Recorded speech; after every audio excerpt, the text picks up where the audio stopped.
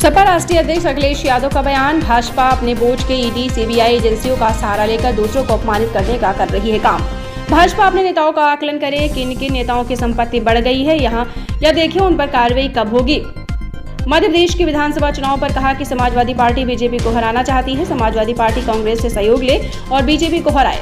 अबू आजमी के यहाँ छापेमारी पर कहा कि जो सरकार में रहता है इस तरह की संस्थाओं का इस्तेमाल करता है। कानपुर देहात में जमीन के विवाद में 2 लोग की जान चली गई। उत्तर प्रदेश में अन्याय चरम सीमा पर है। देवरिया की घटना के लिए सरकार स्वयं दोषी है। भारतीय जनता पार्टी के लोग बड़ी बड़ी जमीनों के काम कर रहे हैं। धान की फसल तैयार है, खरीद के लिए सरकार की कोई तैयारी नहीं है। नोटों की जमा करने की आखिरी तारीख आज है और कहीं ऐसा न हो कि भाजपा फिर से तारीख बढ़ा दे। नीचे रखो सब लोग आईडी नीचे। मैं अपने पत्रकार साथियों का धन्यवाद देता हूं कि आज आपसे बात करने का मौका मिल रहा है।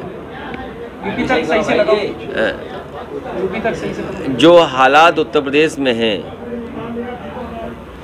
अन्याय चरम सीमा पर पहुंच गया है।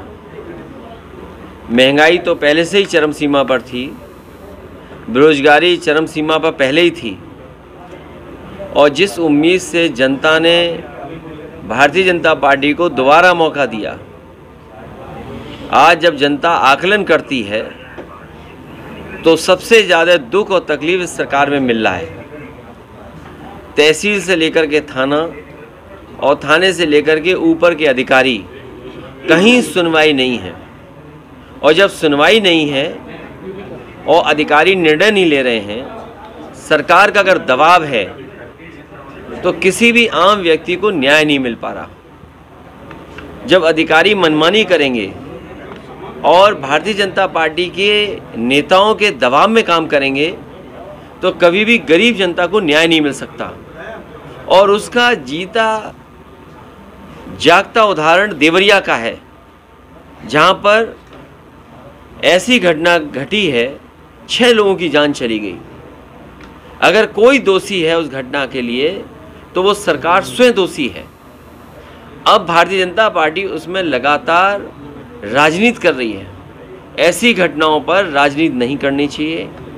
अन्याय इतना नहीं करना चाहिए कि लोग सहन न कर सकें और लोग खुद खड़े हो जाएं सरकार के खिलाफ। और ये अन्याय, ये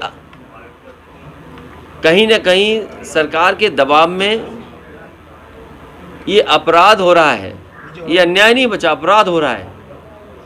और सुनने में आ रहा है कि भारतीय जनता पार्टी के लगातार नेताओं की कोशिश है कि इससे राजनीतिक लाभ लिया जाए।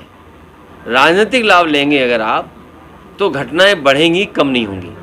लेकिन जिस तरह से ईडी लगातार छापेमारी कर रही, कल अबू आजमी के ठिकानों पर भी हुई, संजय सिंह को भी गिरफ्तार किया गया, आपको क्या लग रहा है, क्या इसका भी कोई राजनीतिक? देखिए, जो सरकार में रहता है वो इन संस्थाओं का इस्तेमाल करता है।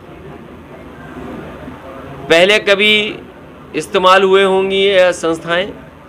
आज भारतीय जनता पार्टी की सरकार है, लेकिन भारतीय जनता पार्टी ने सब सीमाएं लांघ दी।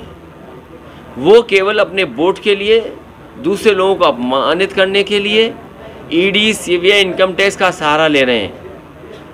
हमारी तो मांग ये होगी कि भारतीय जनता पार्टी अगर ज़ीरो टॉलरेंस रखती है करप्शन के लिए तो अपने नेताओं के, अपने विधायक, अपने लोगों का आकलन करें कि किन किन की संपत्ति बढ़ गई है। और जिन जिन की संपत्ति लगे कि ज़्यादा बढ़ गई है तो उनके खिलाफ भी वही कार्रवाई होनी चाहिए जो विपक्ष के खिलाफ कार्रवाई कर रहे हैं।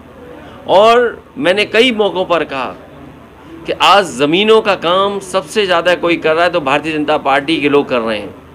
कई शहरों में बड़े बड़े भूमाफिया पैदा किए हैं और भूमाफियाओं का काम भारतीय जनता पार्टी स्वयं कर रही है।